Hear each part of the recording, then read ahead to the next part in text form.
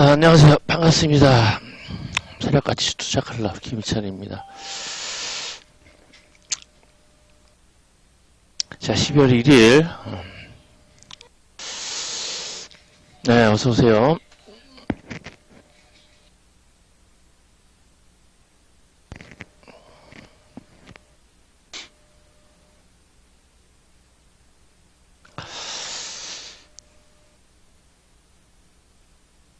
자, 12월 1일 저녁방송 진행하겠습니다. 먼저 시황 좀 간략히 살펴보고요.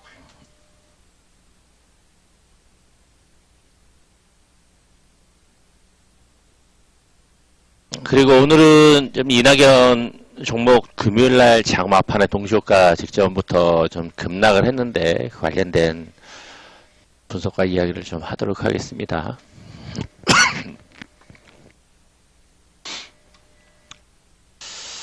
자, 시황은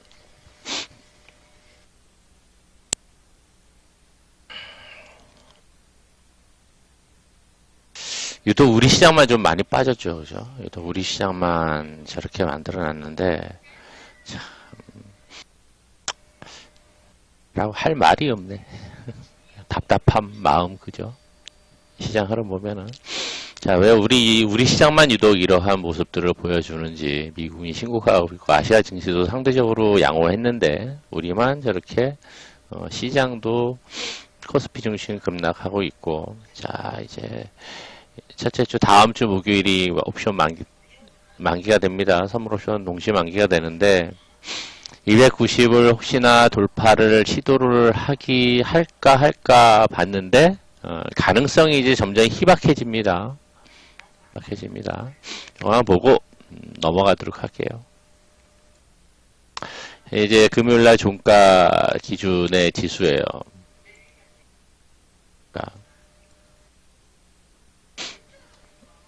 레인들의 옵션이 아래로 내려왔습니다. 선물 옵션도 올라가면 수익인데 과연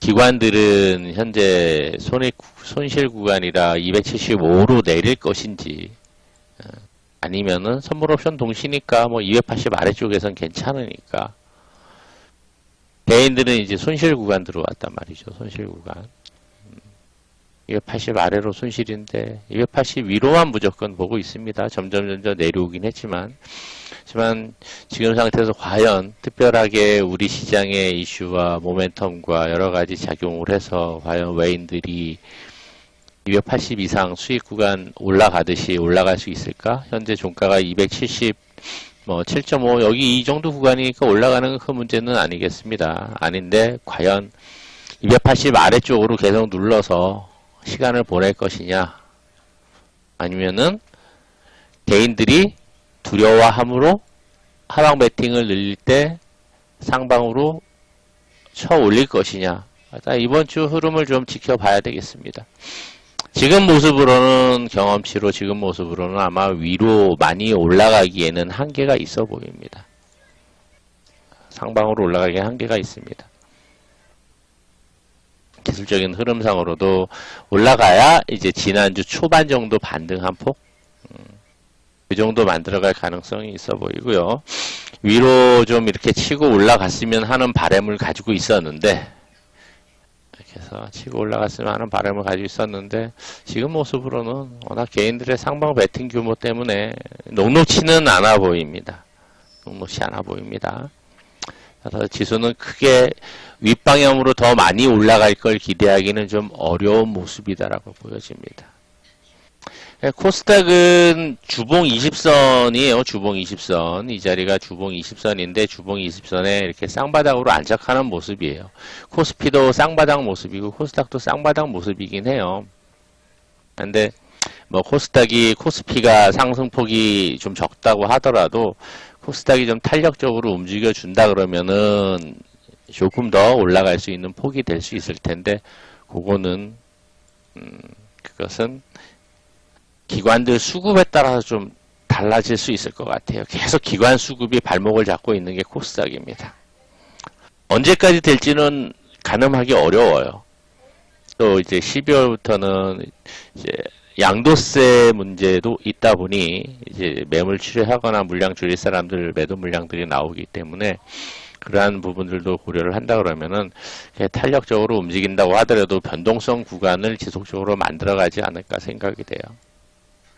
또 빨리 치고 올라가서 안착을 해야 좋은데 현재 모습은 지속적으로 기관들의 매도세와 함께 이제나 저제나 언제나 될까라는 흐름이 지속될 가능성을 놓고 기관들의 수급이 어떤 형태로서 강하게 들어오는지가 관건이 될 거예요. 그 시점부터 코스닥은 좀 더 탄력을 받을 가능성이 있는데 여전히 기관들의 수급은 유연하다라는 거 생각하고 가야 될 부분입니다. 기술적인 부분만 가지고서 볼 수 있는 건 아닙니다. 수급적인 요인들이 강하게 작용하기 때문에 같이 체크를 하면서 보시기 바랍니다. 그러다 보니 개별주 장세가 계속 될 텐데 개별주도 그렇게 탄력적이지 못하고 테마성만 움직이죠. 그때그때 나타나는 테마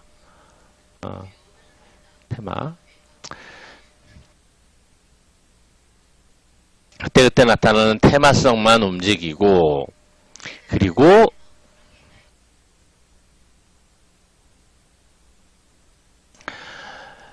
정시 테마도 일부 움직이다가 이제 새로 나오는 이제 테마주들도 같이 움직이게 됩니다. 자, 그런데 금요일날 장막판에 그것도 왜 장막판이냐고. 장막판에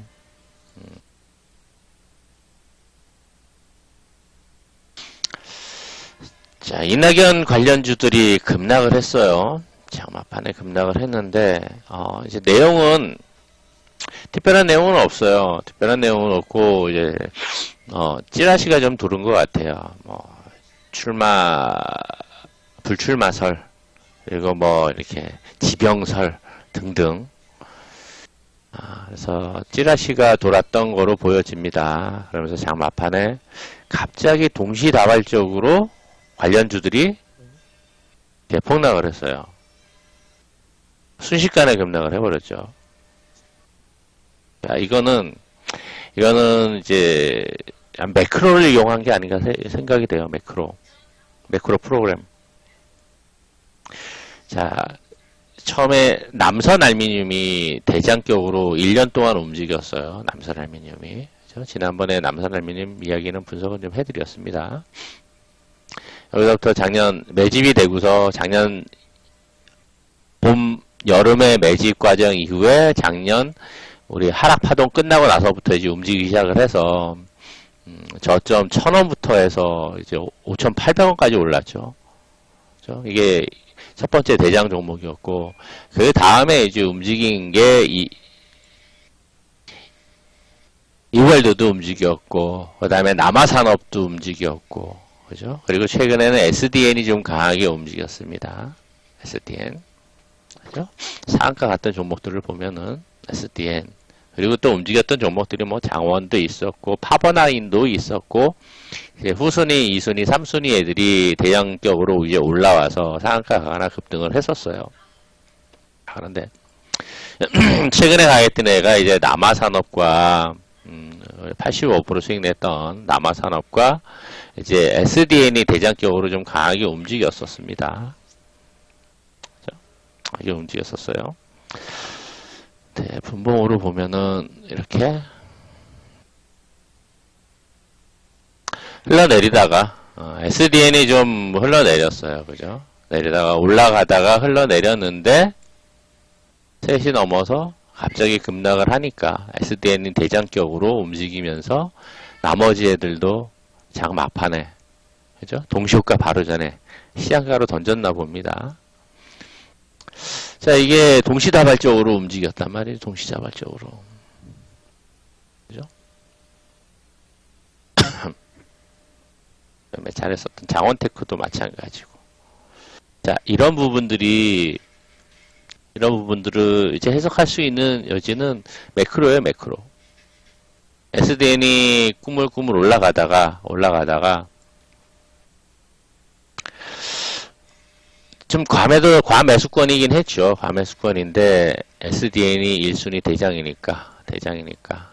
자, 1순위니까 여기다가 얘가 올라가면은 다른 종목들도 움직이고 얘가 하락을 하면은 다른 종목들도 하락을 하게끔 매크로를 걸어놨을 수 있어요. 시스템 트레이딩. 매크로 프로그램을 이용해가지고 그럴 가능성도 농후해 보입니다. 저렇게 안 그러면 저렇게 이게 먼저 흘러내리면서 나머지가 동시다발적으로 이렇게 빠질 수가 없거든요. 사람의 손이 느리기 때문에. 저쪽으로 프로그램이 했다는 생각이 많이 듭니다. 그 배경에는 뭐가 있냐면은 가격이 많이 올라가 있다는 거예요. 물론 남아산엠에 올라갔다가 이제 악재로 빠져버렸는데, 먼저 빠졌는데, 아니, 남산 알루미늄이, 그게 남아산업이 움직이고, SDN이 움직여서 SDN이 대장격으로 파동을 만들어 갔어요. 결국에는 파동을 만들어 가거든요. 그러다 여기서 거래가 좀 붙으면서,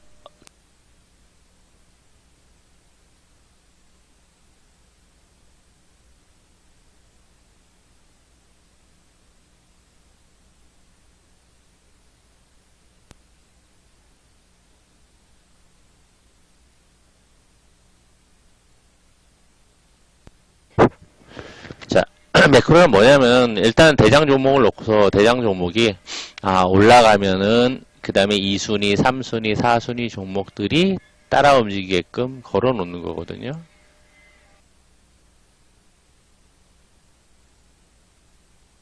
그래서 SDN을 기준으로 해서 나머지가 따라서 움직이게끔 내가 갑자기 장막판에 급락을 하니까 나머지 애들이 템포가 한 템포 느리면서 같이 따라서 급락을 했어요. 사람의 손으로 그렇게 하기는 좀 어렵거든요. 그래서 이러한 부분들이 일단은 뭔가 있었을 것으로 보여집니다. 이제 이런 매크로 프로그램이라든가 기타 등등 연동이 되어 있었던 프로그램이 아마 있지 않았을까. 개인들도 이제 그런 프로그램들도 많이 사용을 해요. 시스템 혹은 이제 엑셀 혹은 그 외에 도구들을 사용을 해서 충분히 할 수 있거든요. 그래서 그러한 어떤 배경에서 동시다발적인 급락이었을 거라고 보여지고요. 자, 요거는 뭐 이제 기술적인 어떤 그 특징에서 나타나는 현상이라고 이제 좀 분석을 해보고 이야기를 해드리고요. 그런데 세력들이 왜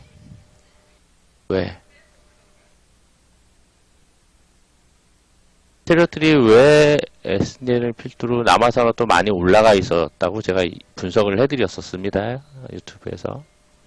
남아산업도 많이 올라가 있었는데 여기서 더 갈까? 그랬더니만 폭이 좀 돼요. 그래도 올라간 폭이. 거래도 없이. 그다가 갑자기 음봉 3개 나오면서 금요일날 얘도 급락을 해버렸단 말이죠. 20% 가까이. 그래서 이 갭을 이제 매우로 내려오는 양상이 됩니다. 갭을 매우로. 자, 그럼 세력들이 왜 이렇게 뺐을 것이냐를 우린 좀 생각을 해봐야 돼요. 왜 뺐을까? 왜 뺐을까요?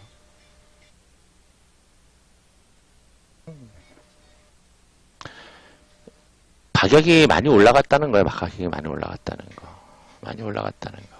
물론 많이 안 올라간 애들도 빠졌지만 많이 올라간 종목들이 있었다는 거죠. 그리고 추가적으로 나올 재료가 한 번 정도는 더 나오지 않을까 싶었는데 추가적으로 나올 수 있는 재료가 소멸된 거 없는 거예요. 그러면서 가격은 올라가 있으니 세력들 입장에서 가격이 싸져야지 다시 매집을 해서 올리기가 수월할 텐데 적은 금액으로 가격이 비싸져 있으면 랠리를 하는 비용이 더 많이 들어가거든요. 상대적으로. 가격을 빼야 될 필요성도 있었을 거라고 보여집니다. 있었을 거라고 보여져요. 그러다 보니까 분위기가 뭔가 재료가 나와서 한 번 더 빵 치면 거기서 매도하기가 좋은데 따라 붙어가지고 개인들도 따라 붙고 그러지 못한 상황에서 아마도 좀 가격을, 가격 레벨을 좀 낮추기 위한 전략이 들어가 있지 않았을까 싶습니다. 이제 두 가지 측면에서 좀 분석을 해봅니다. 자, 그런데, 경험적으로 보면은, 지금의 이제 이낙연 종목의 급락을 가지고 이야기를 하면 그렇게 해석을 하지만, 경험적으로 보면은, 과거 대선 때를 놓고, 뭐 몇 번을 겪어오면서 이제 여기서 돈이 도는 돈을 보고 수익도 많이 내고 했었으니 경험치를 감안해서 보면은 이러한 변동성은 어쩌다 나오는 게 아니라 수시로 있게 마련이에요. 정치 테마에서 있어요, 이런 변동성은. 왜? 정치적인 이슈라고 하는 것은 지금은 이제 다른 이슈 없이 그런 기대감을 가지고 있다가 추가적인 재료 없이 좀 낮춰놓기 위해서 내려왔을 수 있는데 나중에 본격적인 대선이 되거나 총선이 다가오면서 정치 테마주들이, 인맥 관련주들이 움직이는 게 변동성이 상당히 큽니다. 클 수밖에 없어요. 클 수밖에 없는 거는 이제 정치적인 이슈들이죠. 뉴스거나 이제 여론조사들을 바탕으로 해서 상당히 변동성이 크게 됩니다. 거기에서의 이제 개인들의 수급 요인들이 많이 작용하면서 어느덧 또 세력들, 거기에 들어오는 돈들은 이제 뭐 기업형 세력들도 있고 그냥 생계형 세력들도 있고, 크게 나누자면은 일반 개미들도 있고 돈 많은 개미들도 있고 적은 개미들도 있고, 거기에 뉴스 하나에 일희일비하는 흐름들을 만들어가요. 그렇다고 하더라도 추세가 살아있고 기업이 나름 괜찮으면서 메인 종목들은 그 변동성을 견디면서 추세를 타고 나중에 가보면 많이 올라가게 됩니다. 많이 올라가게 돼요. 단지 문제는 단기적으로 수급 요인에서 저런 변동성을 맞다 보면은 이제 개인들이 많이 흔들리죠. 흔들리니까 매도를 할 수밖에 없어요. 물량을 쏟아낼 수밖에 없다고요. 자를 수밖에 없고. 왜 얘는 이렇게 빠지고 다른 애 올라가는데 당연히 갈아타고 싶지. 그러한 심리들이 모여가지고 이 시장의 수급을 구성하는데 이러한 상황이 생길 때는 내가 길게 보고 여유있게 보고 갈 것이냐, 아니면 짧게 치고 갈 것이냐, 아니면은 메인 주자를 놓고 바닥에서 매수를 해놨다라고 하면 끝까지 믿어보고 갈 것이냐, 그 판단을 잘 해야 되겠죠.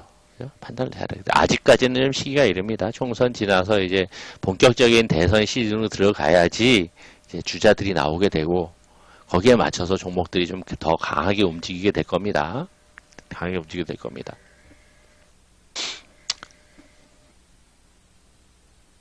따라서 지금부터 이러한 변동성은 미리 생각을 하고 가야 된다라는 거. 변동성은. 때로는 남화산업처럼, 남선 알루미늄처럼 누군가 동생이 퇴사를 해서 연관성이 없어지면서 악재로서 급락하거나 빠지는 종목들이 있을 수 있죠. 뭐 일시적으로는 남선 알루미늄도 어느 순간 반등을 한번 할 거예요. 근데 일단 추세가 꺾이는 모습이죠. 꺾이는 모습입니다. 추세가 꺾이는 모습이기 때문에 이제 얘는 뭐 이제 추세 바닥까지 내려와서 이제 다시금 봐야지 될 거고, 나름 뭐 기업도 괜찮으니까, 실적도 받쳐주고 있고 괜찮으니까. 그리고 그 외의 종목들은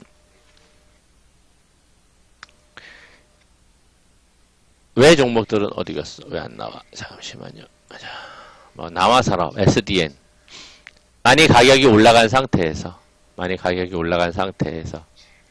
얘네들은 단기 반등을 하겠죠, 그죠? 단기 반등을 할 거예요. 단기 반등은 분명합니다. 단기 반등을 하는데, 뭐 시간 내로도 갑자기 빠지다 보니까 시간 내로 이제 관련주들이 강한 모습들을 보여주었어요. 모습들을 보여줘서 반등을 하는데, 그 다음에 이제 기술적인 흐름을 따라가겠죠. 요 녀석은 뭐 이제 파동도 웬만히 만들었죠. 빠질 때가 되었는데 울고 싶었는데 갑자기 매크로라는 놈이 나타나서 혹은 뭐 찌라시가 살짝 돌았다고 하는데 그런 이제 요소들이 뺨을 때리니까 우르르 무너진 거라고 볼 수 있습니다. 나머지 애들은 격가지로 매크로 영향인지 같이 순식간에 이제 무너진 거고요. 자, 그런데 이낙연 종목 중에 인맥이 있고 인맥주가 있고 정책이 있어요. 정책주들도 같이 빠졌죠. 그죠? 정책주. 얘네들은 문제가 없어요. 상관이 없다고요. 얘들은 오케이. 인맥주들은 이제 주로 인맥주들 중심으로 올라가 있는 종목들이 많으니까. 이게 이제 최근 대장격으로는 이제 남아산업하고 SDN이었는데, SDN도 봤더니 기술적으로 파동은 만들었어요, 파동을.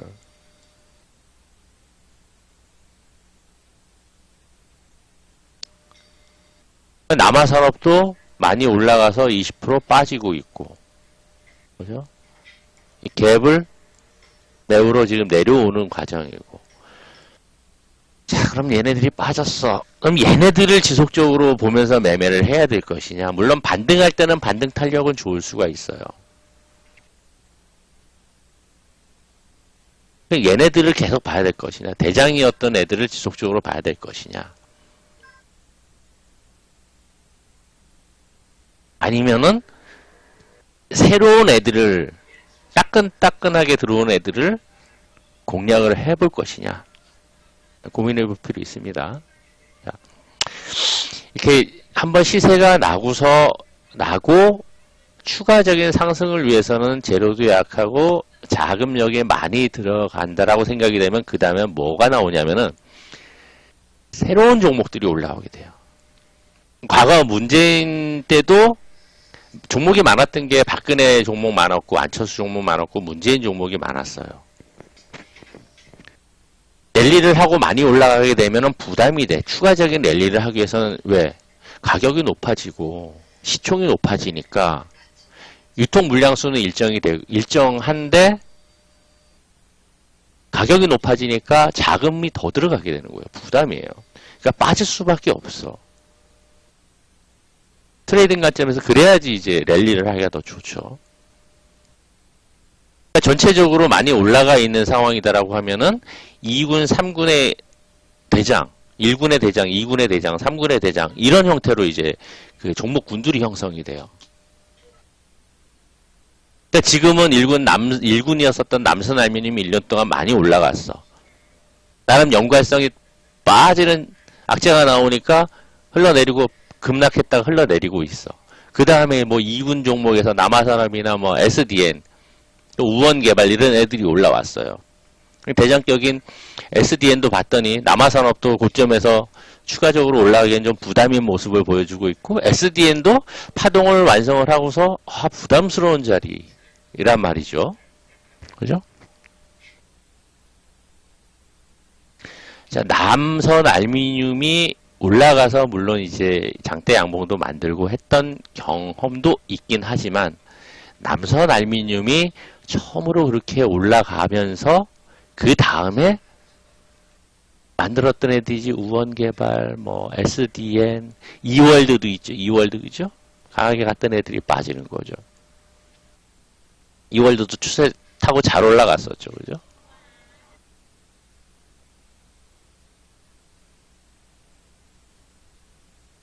근데 이월드도 보면은 남선 알미늄이 빠지기 전 상황과 비교하더라도 이때는 뭐 상한가를 보냈다라고 하지만은 상한가 보낸 게 물량을 추리하기의 목적이 있지 않았을까 싶어요. 얘는 마지막. 근데 그 시기보다는 이제 우원개발이 그 전에 더 강하게 올랐었죠. 그죠? 더 강하게 올랐었다. SDN도 그렇고. 많이 올라가 있는 종목들이 안 올라가고 빠질 때 새로운 종목들이 나타나면서 시세를 내게 됩니다. 그러니까 새로운 대장이 나타난다는 거예요. 새로운 대장이.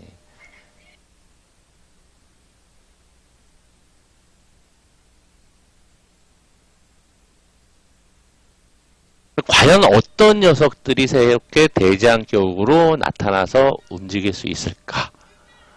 이제 우리 정회원들은 제가 이제 종목 집중하고 있는 종목이 있어요. 최근에.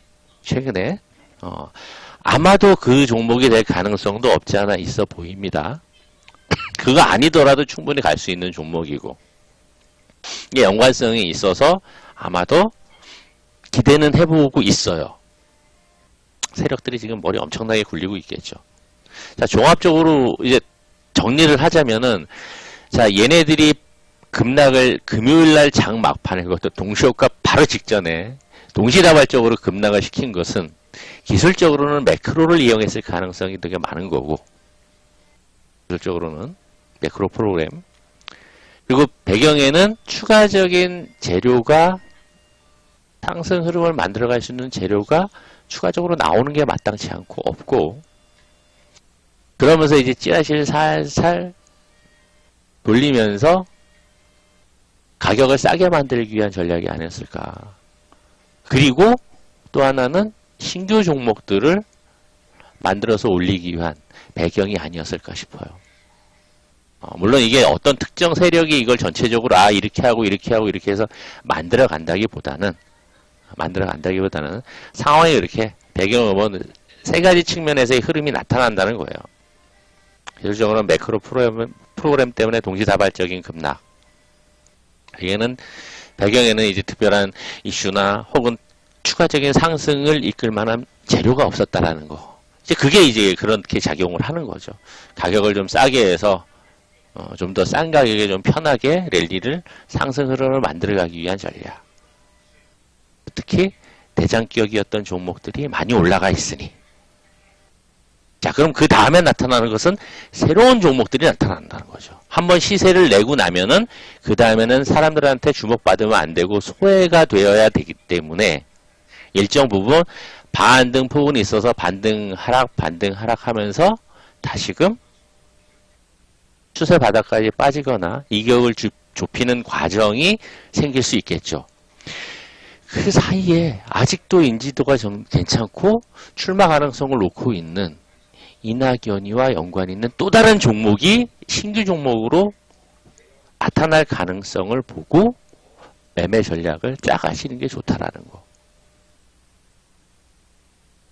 경험적으로는 충분히 그렇게 될 가능성이 지금 현재의 어떤 상황적으로는 금요일 날로 봐서는 그럴 가능성이 높아 보여요.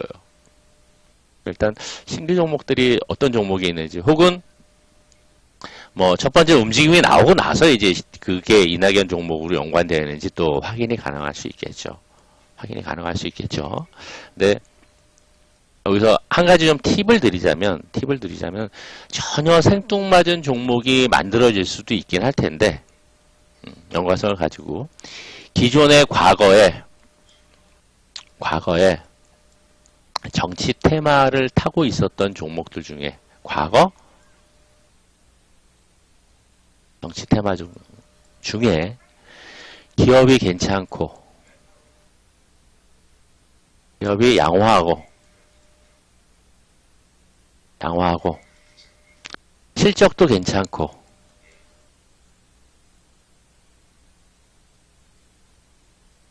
거기에 기술적으로 매집이 되어 있는 종목들 있습니다. 종목들을 보다 보면 나와요. 그 종목들을 분석하다 보면은 연관성을 가진 고리가 있어요. 연관성. 세력들은 이제 그런 종목들을 찾게 되거든요. 거기에 중요한 게 이제 매집이에요, 매집.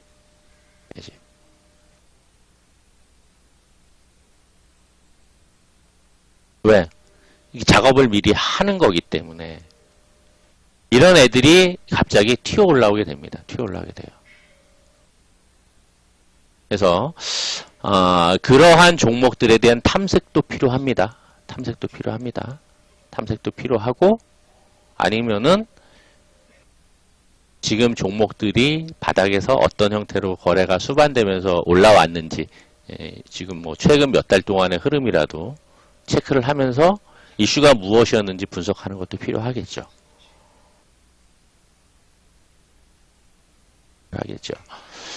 자, 따라서 지금 현재 이낙연 종목들은 그러한 과정에서의 이제 갑작스러운 급락이라고 보여지고, 결론적으로는 신규 종목의 신규 대장이죠. 이낙연 신규 대장이 나타날 가능성이 높아 보인다.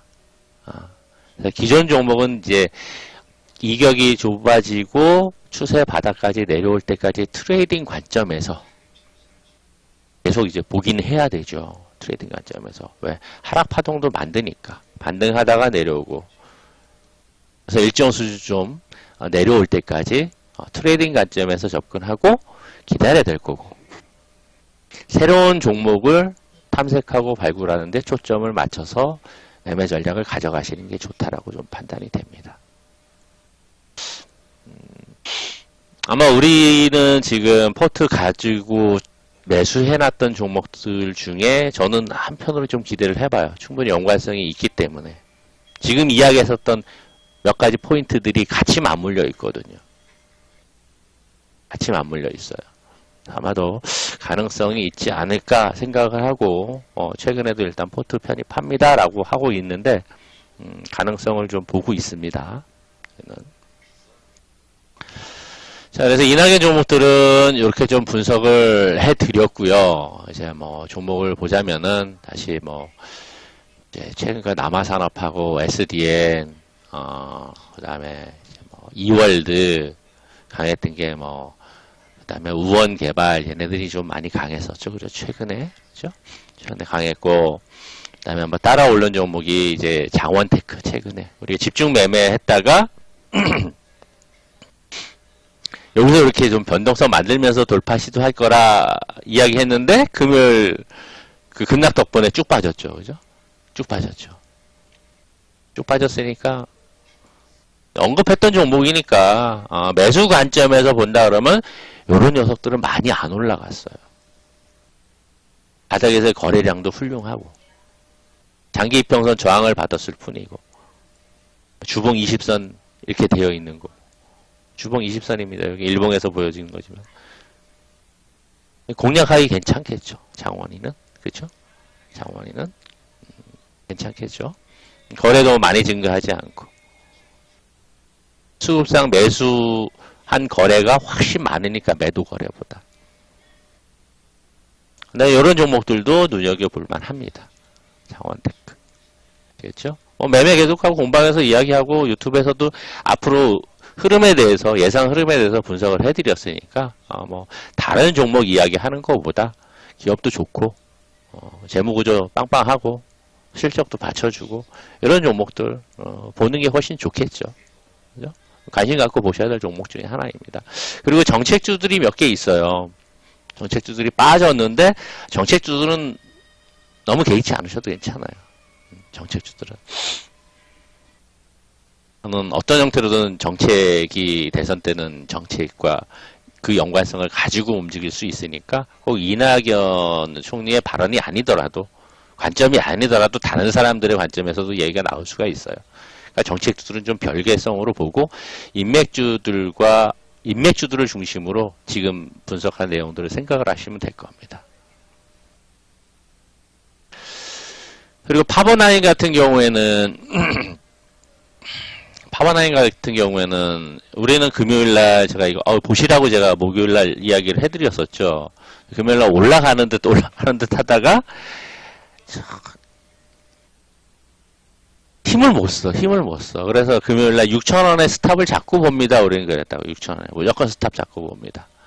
혹시라도 이탈하면 매도하고 다시 봅니다. 했던 거였거든요.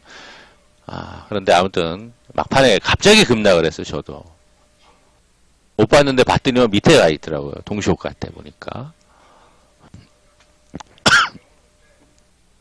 근데 이 종목도 뭐 보여지는 실적은 ROE는 낮기는 한데 이제 19년도 3, 4분기, 하반기, 3, 4분기죠. 3, 4분기가 지금 마이너스여서 이런 분위기인데, 19년도가 마이너스 분위기여서 그런데, 여기 그 전까지는 괜찮았어요. 괜찮았기 때문에, 재무 상태도 그렇고, 한점에서 이제 바닥에서의 거래량의 흐름과, 그리고 기술적으로 이제 200일선, 400일선, 90선에 돌아가는 분위기 때문에, 이 녀석도 여기서 좀 변동성을 만들 수 있는 구간이긴 해요. 구간이긴 합니다.